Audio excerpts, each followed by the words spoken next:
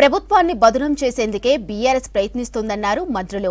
Rabi action plan లో ప్రకారమే నీటిని విడుదల చేస్తున్నామని చెప్పారు. ఇటు తీన్మార్ మల్లన్నపై ఫైర్ అయ్యారు మినిస్టర్స్. బీజేపీ బీఆర్ఎస్ గొంతుకుగా మల్లన్న మాట్లాడుతున్నారని ఆరోపించారు.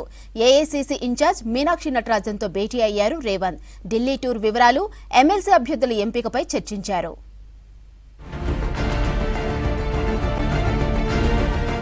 ఢిల్లీ పర్యటన వివరాలను ఏఐసీసీ ఇన్ఛార్జ్ మీనాక్షి నటరాజన్కు వివరించారు ముఖ్యమంత్రి రేవంత్ రెడ్డి. ఉదయం ముఖ్యమంత్రితో భేటీ అయిన మీనాక్షి నటరాజన్ కీలక అంశాలపై చర్చించినట్లు తెలుస్తోంది. వరుస సమీక్షల సందర్భంగా వచ్చిన అభిప్రాయాలపై డిస్కస్ చేశారు. ఎమ్మెల్యే కోట, ఎమ్మెల్సీ అభ్యర్థులపై మీటింగ్లో చర్చకు వచ్చినట్లు తెలుస్తోంది.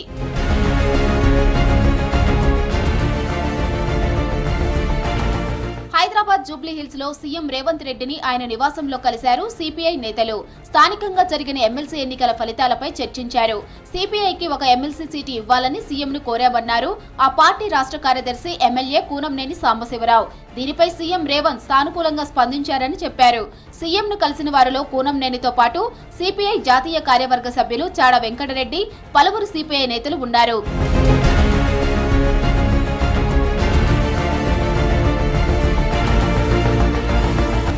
రాష్ట్రపతి భవన్లో జరిగిన వివిధతా కా అమృత్ మహోత్సవ కార్యక్రమం ప్రారంభమైంది. ఈ కార్యక్రమాన్ని రాష్ట్రపతి ద్రౌపది ముర్ము ప్రారంభించారు. కార్యక్రమానికి తెలంగాణ నుంచి గవర్నర్ జిష్ణుదేవ్ వర్మ, ఉప ముఖ్యమంత్రి భట్టి విక్రమార్క హాజరయ్యారు. కార్యక్రమంలో వివిధ ప్రాంతాల ప్రత్యేక సంప్రదాయాలను ప్రదర్శిస్తున్నారు.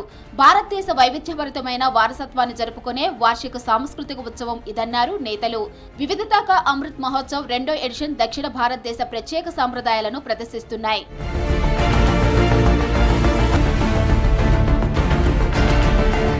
హరీష్ రావు వ్యాఖ్యలకు కౌంటర్ ఇచ్చారు మంత్రి ఉత్తమ్ కుమార్ రెడ్డి. ప్రభుత్వాన్ని బ్లేమ్ చేసేందుకే హరీష్ ప్రయత్నిస్తున్నారన్నారు. రబీ యాక్షన్ ప్లాన్ ప్రకారమే నీటిని విడుదల చేశామన్నారు.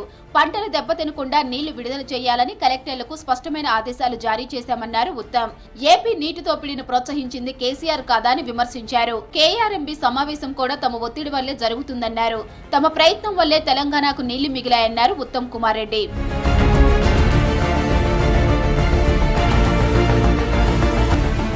ఎమ్మెల్సీ తీన్మార్ మల్లన్న ఆరోపణలపై మంత్రి సీతక్క కౌంటర్ ఇచ్చారు. కొంతమంది బీఆర్ఎస్, బీజేపీ నేతల గొంతుకై మల్లన్న మాట్లాడుతున్నాడని విమర్శించారు. కాంగ్రెస్ కార్యకర్తల శ్రమతోనే ఎమ్మెల్సీగా గెలిచావని మర్చిపోవద్దన్నారు. కులగణనపై అభ్యంతరాలు ఉంటే మండలి సెషన్లో మాట్లాడాలన్న మంత్రి సీతక్క రాహుల్ గాంధీతో పోల్చుకునే స్థాయి మల్లన్నది కాదన్నారు. గొంతుకలై బీఆర్ఎస్ గొంతుకలై మాట్లాడేటోళ్లకు మేము చేసింది ఏది కూడా నచ్చలేదు.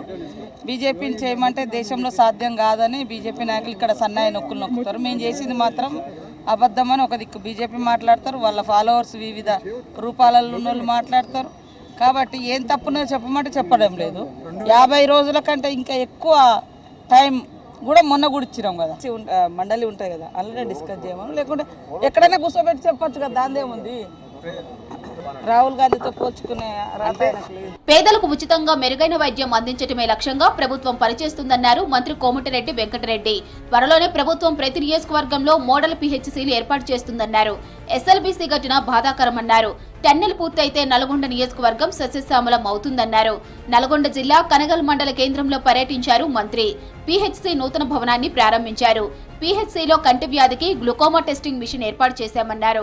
ప్రజలు సద్వినియోగం చేసుకోవాలని సూచించారు. హెల్త్ కు బాగా ప్రియారిటీ ఇవ్వాలి. ఎందుకంటే పేదవాళ్ళు ఎవరు కూడా గతంలో ఆరోగ్యశ్రీ రాజశేఖర రెడ్డి గారు ఉన్నప్పుడు 2 lakhs కార్డు ఆధార్, మన రాజీవ్ ఆరోగ్యశ్రీ కార్డు చూపిస్తే open heart surgery 5 star hospital, Apollo లాంటి హాస్పిటల్లో ఇంక్లూడింగ్ అటెండెంట్తో కలిపి బస్ ఫేర్ తో పాటు కోటీశ్వర్లు ఎక్కడ ట్రీట్మెంట్ చేసుకుంటారో అక్కడ ఫ్రీగా చేసే ట్రీట్మెంట్ పెట్టినాం మేము ఆరోగ్యశ్రీ.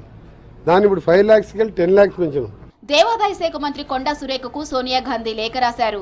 కాళేశ్వరం ముక్తీశ్వర స్వామి మహాకుంభాభిషేకం ఘనంగా నిర్వహించినందుకు ప్రశంసించారు. 42 సంవత్సరాల తరువాత చొరవ తీసుకుని మహాకుంభాభిషేకం నిర్వహించడం హర్షణీయమన్నారు సోనియా. ఈ విషయాన్ని ఆమె సోషల్ మీడియా ద్వారా వెల్లడించారు. సమస్యల పరిష్కారం కోసం సెక్రటేరియట్ కు భారీగా జనం తరలివచ్చారు. డిప్యూటీ సీఎం భట్టి విక్రమార్కను కలిసేందుకు క్యూ కట్టారు పబ్లిక్. భట్టి విక్రమార్క స్వయంగా జనం దగ్గరకు వెళ్లి మాట్లాడారు. సమస్యలు పరిష్కరించాలని డిప్యూటీ సీఎంకు వినతి పత్రాలు ఇచ్చారు పబ్లిక్.